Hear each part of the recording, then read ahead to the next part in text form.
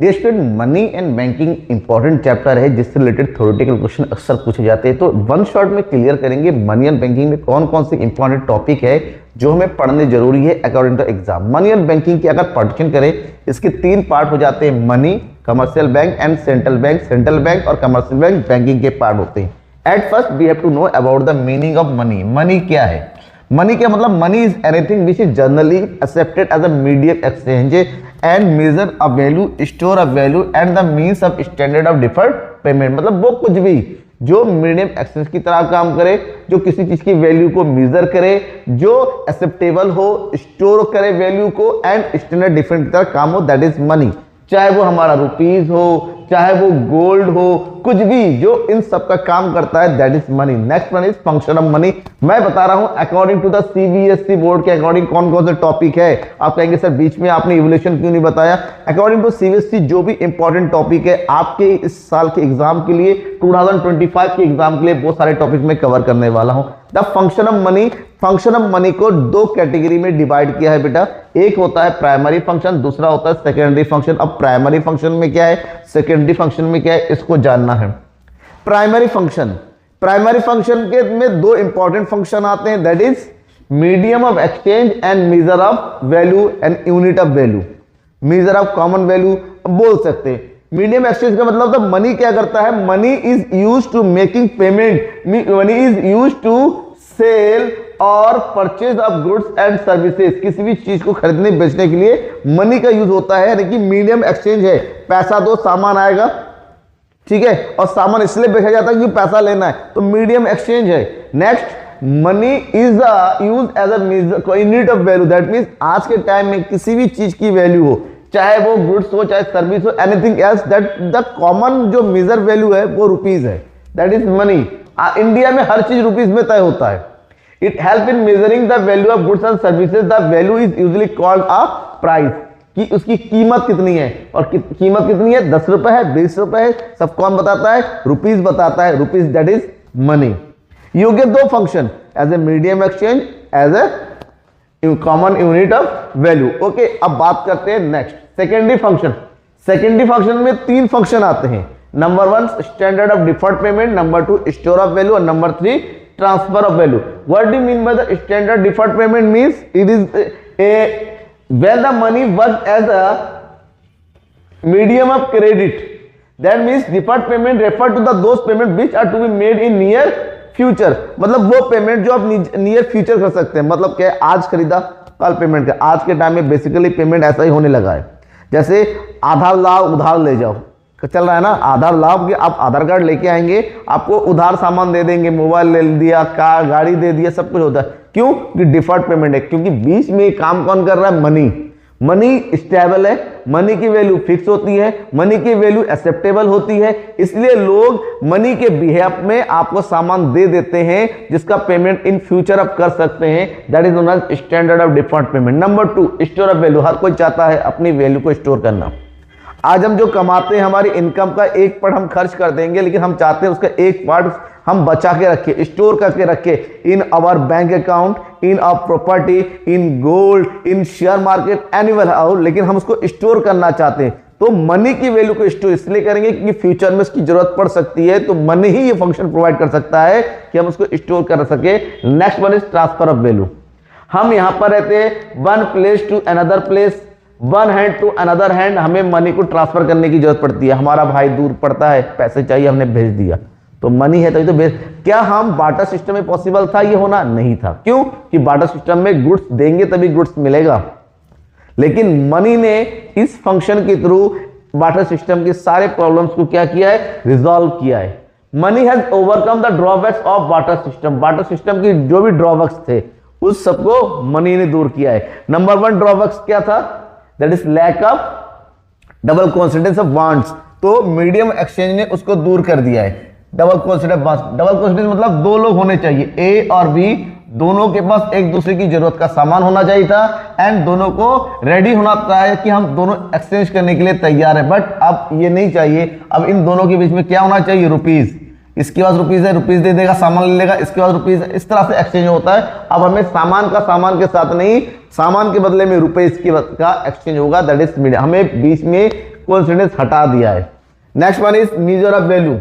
पहले किसी भी चीज का वैल्यू फिक्स नहीं हो पाता था। भाई एक मान लो चावल के बदले में कपड़ा एक्सचेंज करना है, कितने चावल के बदले में कितना कपड़ा मिलेगा, कोई एक कॉमन यूनिट ही नहीं था। अगर बनाते भी थे एरिया वाइज अलग होता था। आज की डेट में हर एक चीज का प्राइस फिक्स होता है अकॉर्डिंग टू रुपीज। हम वैल्यू को स्टोर कर सकते हैं फ्यूचर पर्पस के लिए, हम उधार खरीद बेच सकते हैं, क्रेडिट परचेज एंड सेल कर सकते हैं according the use of money. These are the basic function of money that fulfill that overcome the drawbacks of the water system। अब बात करेंगे money supply. What is money supply? Important topic है, CBSE के according exam में कई बार आ चुका है। What is money supply? Money supply is the total volume of money held by the public at a particular point of time in the economy. एक economy में जितने भी लोग हैं, जितने भी पीपल है उस इकोनॉमी में, उनके पास टोटल कितना पैसा है। पैसा वो भी किसमें? इन नोट्स प्लस कॉइन्स में कितने पैसे हैं, चाहे वो उनके पास हो डीडी, चाहे वो करेंसी के रूप में हो सी प्लस डीडी, चाहे बैंकों में जमा हो, चाहे उनके पास हो। लोगों के पास कितना पैसा है जो एक इकोनॉमी में वो क्या करते हैं, एक्सचेंज करते हैं। That total amount of money at a particular point of time is known as money supply. According to the RBI, Reserve Bank of India, 1977 ने मनी सप्लाई को मेजर करने के लिए 4 मेजर्स बनाए। That is M1 money measure, M2 money measure, M3 money measure and M4 money measure. CBSE में केवल M1 को रखा गया है, लेकिन फिर भी मैंने चारों को बता दिया। M1 मनी मेजर में 3 तरह के आइटम को इंक्लूड करते हैं। That is C plus DD plus OD। C means लोगों के पास, लोगों के जेब में, जैसे ट्रेजरी मनी, लोगों के जेब में कितना पैसा रखा है, लोगों का बैंकों में कितना पैसा जमा है, कमर्शियल बैंक में, लोगों आरबीआई के पास कितना पैसा रिजर्व रखा हुआ है। इन तीनों कैटेगरी को ऐड कर देंगे तो M1 कैटेगरी होगा। M2 में M1 के तीनों आ जाएगा, प्लस सारे सेविंग डिपॉजिट जो पोस्ट ऑफिस में होता है उसको इंक्लूड करेंगे। M3 में M1 के तीनों आएंगे, प्लस जो भी FD होता है कमर्शियल बैंक में, टाइम डिपॉजिट और फिक्स डिपॉजिट, उसको इंक्लूड करते हैं। और M4 को ब्रॉड मनी कैटेगरी बोलते हैं, क्योंकि इसमें सभी तरह की कैटेगरी इंक्लूड किया जाता है। दैट इज M3 के सारे plus all the deposit in post office, चाहे वो सेविंग डिपॉजिट हो, चाहे वो रिकरिंग डिपॉजिट हो, चाहे वो FD हो, वो सब कुछ इसमें इंक्लूड किया जाता है। So this is also known as high powered money. अब बात करेंगे कमर्शियल बैंक की। कमर्शियल बैंक में 2 पोर्शन था, एक फंक्शन ऑफ कमर्शियल बैंक, दूसरा credit creation by commercial bank. Function of commercial bank को सीबीएसई हटा दिया गया है। तो इन सीबीएसई हमारे पास एक पॉइंट आता है मनी क्रिएशन और डिपॉजिट क्रिएशन और credit creation by commercial bank. Commercial bank किस तरह से जो क्रेडिट, देखिए कमर्शियल बैंक का जो फंक्शन होता है, जो इंपॉर्टेंट फंक्शन है, नंबर 1 लोगों से उनको डिपॉजिट को एक्सेप्ट करना, that is accepting deposit. Number 2 accepting loans and advances. और तीसरा जो इंपॉर्टेंट फंक्शन है वो क्रेडिट क्रिएट करना। कमर्शियल बैंक के पास जो भी डिपॉजिट आता है, ठीक है, ध्यान में रखिएगा, कमर्शियल बैंक के पास जो भी डिपॉजिट आता है वो 2 तरह का डिपॉजिट होता है। डिपॉजिट एक होता है प्राइमरी डिपॉजिट और एक होता है सेकेंडरी डिपॉजिट। प्राइमरी डिपॉजिट मतलब when a person directly deposit cash amount in his particular account, particular bank में उसका कुछ कैश डिपॉजिट करता है, तो इस डिपॉजिट को हम प्राइमरी डिपॉजिट कहते हैं, ठीक है। एंड सेकेंडरी डिपॉजिट, जब कोई बंदा अपने अकाउंट, अपने एक बैंक से अमाउंट बारो करना चाहता है, उधार करना चाहता है, तो बैंक वाले उसके अकाउंट में अमाउंट को क्या करते हैं, ट्रांसफर करते हैं ऑन द बेसिस ऑफ, मान लो एक बंदे ने 10,000 रुपये अपने खाते में जमा करके घर चला गया, तो बैंक के पास 10,000 रुपीज सबमिट हो गया। 10,000 में से कुछ हिस्सा, that is known as CRR और LRR, काटने के बाद वो उधार बांट देते हैं। तो इस बेस पे उन्होंने क्या कर दिया, इनको 8,000 रुपए उधार दे दिया। तो converting primary deposit into secondary deposit, this process is known as credit creation. अब क्रेडिट क्रिएशन के लिए सबसे इंपॉर्टेंट है कि कैसे होता है। क्रेडिट क्रिएशन के लिए सबसे इंपॉर्टेंट पॉइंट है वो LRR, क्योंकि टोटल कमर्शियल बैंक के पास टोटल जो भी डिपॉजिट आता है जो भी डिपॉजिट होता है उसका एक फिक्स पार्ट सेंट्रल बैंक के पास जमा करना पड़ता है। मान लो कमर्शियल बैंक के पास 1000 रुपए जमा हो रहा है as a primary deposit, that is also known as initial deposit. अब सेंट्रल बैंक ने कहा कि आप अपने हर एक डिपॉजिट का 20% LRR, लीगल रिजर्व रेशियो, कि आप लीगली हमारे पास जमा करेंगे। तो इसका मतलब होता है 1000 में से 20% काट देंगे, उनके पास कितना बचेगा, 800 रुपीज का लोन जाएगा। हर बार जो पैसा लोन जाता है वो किसी ना किसी काम में आता है, तो ये अमाउंट घूम फिर के इकोनॉमी में बैंक में दोबारा आता है, बैंक से दोबारा लोन जाता है। इस तरह से एक अमाउंट बार बार रिफ्लेक्ट होता है बैंक से, उसका फिर विड्रॉ होता है, फिर लोन जाता है, फिर विड्रॉ होता है, फिर लोन जाता है। इस तरीके से कई बार रोटेट होता है जब तक कि जीरो ना हो। तो ये जो प्रोसेस ऐसा चलता है, ऐसा चलता है कि एट लास्ट ये अमाउंट कई गुना ज्यादा हो जाता है।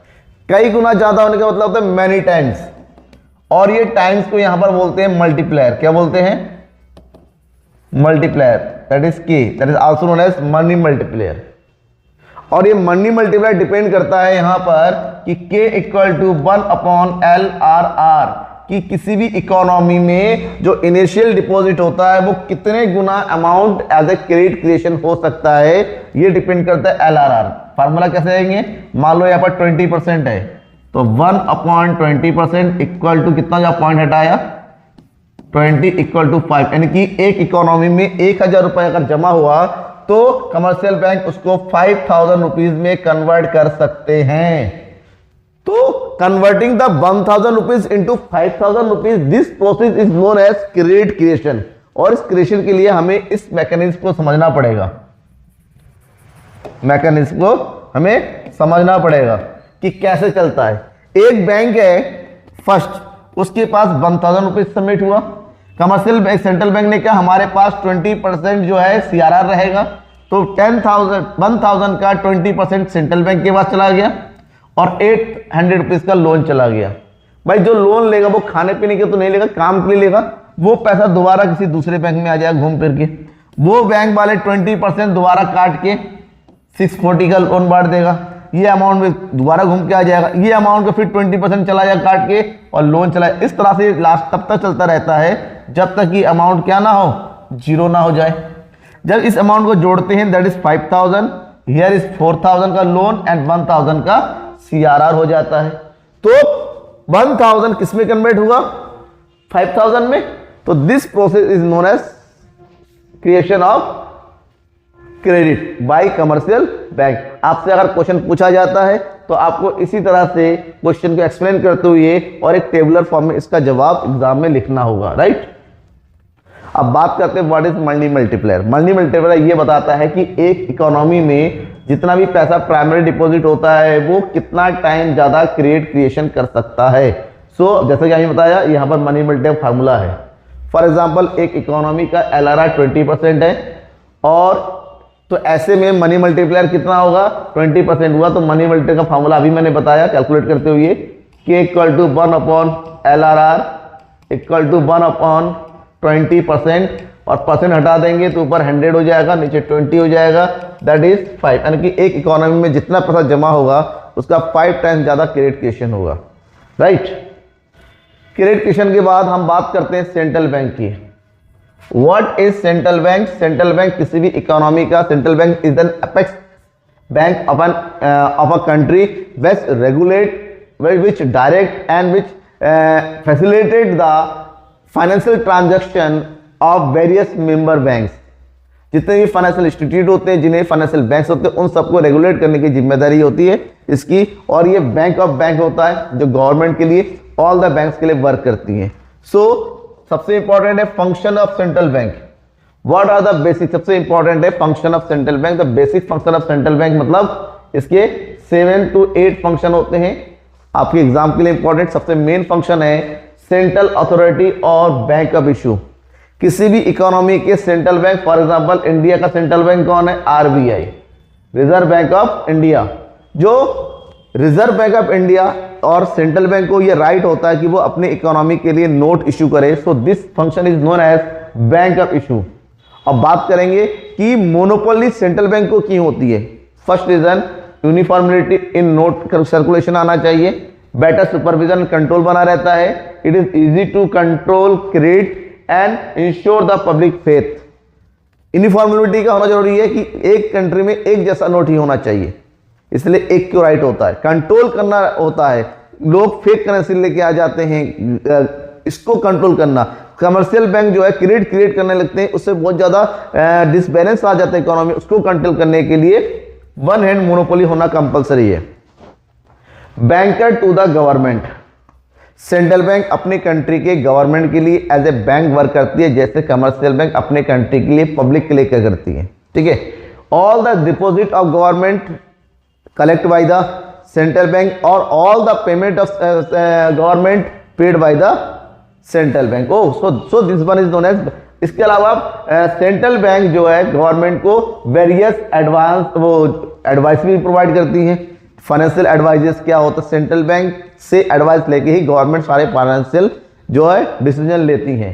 बैंकर्स बैंक एंड सुपरवाइजर, किसी भी कंट्री का सेंट्रल बैंक उस कंट्री के जितने भी कमर्शियल बैंक होते हैं उनके लिए बैंक का और सुपरवाइजर काम करती है। दैट इज उनके लिए उनके कैश रिजर्व की कस्टडी रखना, उनको लास्ट रिसोर्ट में लोन प्रोवाइड करना, that is known as lender of last resort, important point है याद रखिएगा, एंड उनके लिए क्लियरिंग हाउस फैसिलिटी भी प्रोवाइड करना। So the central bank is known as the banker's bank, बैंकों का बैंक। Controller of money supply and credit, central bank क्या करती है ना, जो कमर्शियल बैंक होती है उनका काम होता है क्रेडिट को क्रिएट करना, बट ये क्रिएट कितना करेंगे इनके ऊपर थोड़ा सा कंट्रोल होना जरूरी है। तो क्रेडिट को क्रिएट करने के ऊपर कंट्रोल करने को ही हम बोलते हैं the controller of money supply और क्रेडिट। कभी कभी इकोनॉमी में इन्फ्लेशन आ जाता है, कभी डिफ्लेशन होता है due to the increase in money supply, due to the decrease in money supply. So central bank has a duty to control the inflation और deflation, to control the credit in the economy by their function. Next one is custodian of foreign exchanges, एक country का world के अलग अलग country के साथ किए जाने वाले एक्सचेंज को और किए जाने वाले ट्रांजैक्शन को जो कि फॉरेन करेंसी में होता है, जैसे डॉलर हो गया, यूरो हो गया, उन सब के ऊपर भी क्या रखना, कस्टडी रखना, उनको कंट्रोल में रखने की जो पूरी की पूरी जिम्मेदारी जो होती है ना सेंट्रल बैंक की होती है। नेक्स्ट वन इज, मैंने अभी बताया central bank work as a controller of credit. How, कैसे, किसी भी कंट्री के सेंट्रल बैंक को उस कंट्री के क्रेडिट को कंट्रोल करने की जो है पूरी की पूरी जिम्मेदारी रिस्पॉन्सिबिलिटी होती है। And this is already done by the central bank by using their two instrument, quantitative and qualitative. Under the quantitative method central bank directly money supply को इफेक्ट करती है by using bank rate policy. Bank rate policy क्या होता है, bank rate policy refers to the rate which the central bank lend money to the commercial bank as a lender of the last resort. जब central bank अपने country के commercial bank को as a last resort में जिस rate पर उधार देती है, लैंड करती है, that rate is known as bank rate. अगर मनी सप्लाई को कंट्रोल करना है, that central bank increase the bank rate. If the central bank want to increase the money supply, that decrease the bank rate. Second one is open market operation. It is the process of the central bank to selling or purchasing of government security in open market. अगर credit control करना है तो open market में जो है security को cell किया जाएगा। अगर वो मनी सप्लाई को कंट्रोल करना है तो इसको क्या किया जाएगा, रीपरचेज किया जाएगा। Next is legal reserve ratio, LRR। LRR is sum total of CRR plus SLR। CRR और SLR दो पॉइंट होता है। What is CRR? CRR is the minimum percentage of net demand and time liabilities kept by the commercial bank with RBI in the form of cash। हर एक commercial bank को उनके पास जो भी total deposit होता है उसका एक फिक्स परसेंटेज RBI के पास कैश फॉर्म में डिपॉजिट रखना पड़ता है। That is known as CRR। But what is SLR? SLR means it is the minimum percentage of net demand time liabilities which commercial bank required to maintain with themselves। उनको अपने पास maintain करना पड़ता है in a liquid form, so it is known as liquidity ratio।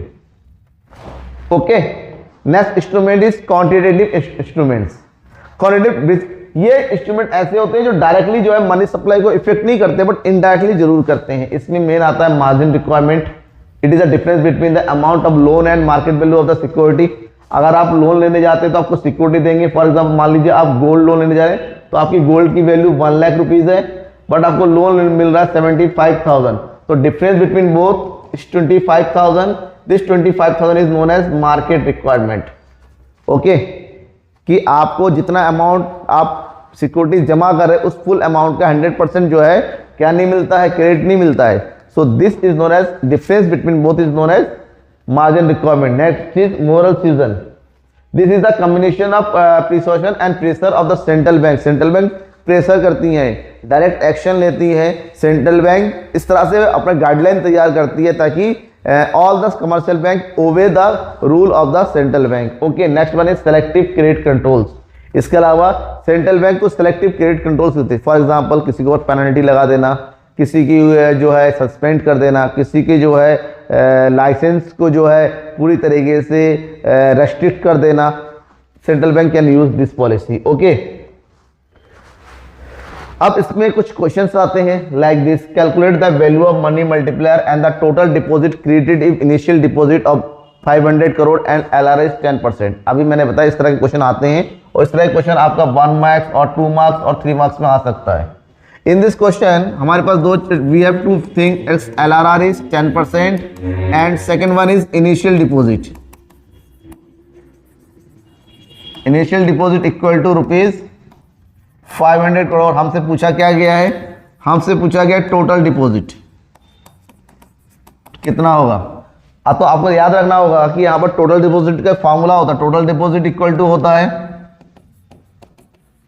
Initial deposit multiply bar money multiplier, that is K. That means हमें सबसे पहले के निकालना होगा और अभी फॉर्मूला बताया मैंने, K equal to 1/LRR equal to 1/10% equal to 100/10 that is 10।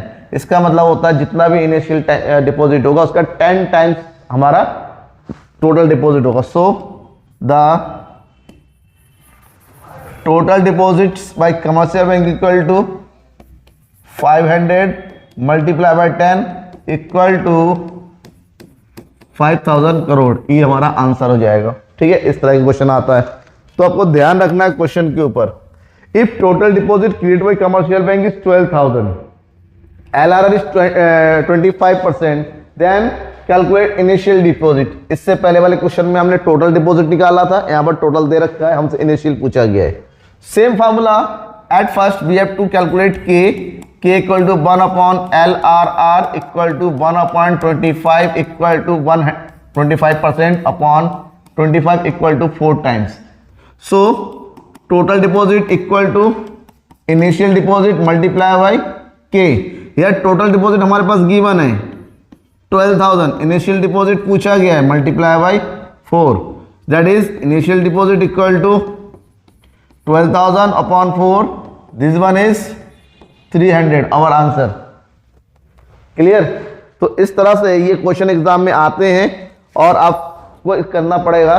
तो मनी एंड बैंकिंग वाले चैप्टर के सारे इंपॉर्टेंट टॉपिक मैंने कवर कर लिए हैं। आपको किसी टॉपिक में डाउट लगता है जरूर बताइएगा। अगर आपको वीडियो अच्छा लगा है तो लाइक करके शेयर जरूर कर दीजिएगा। तब तक के लिए थैंक यू एंड बाय।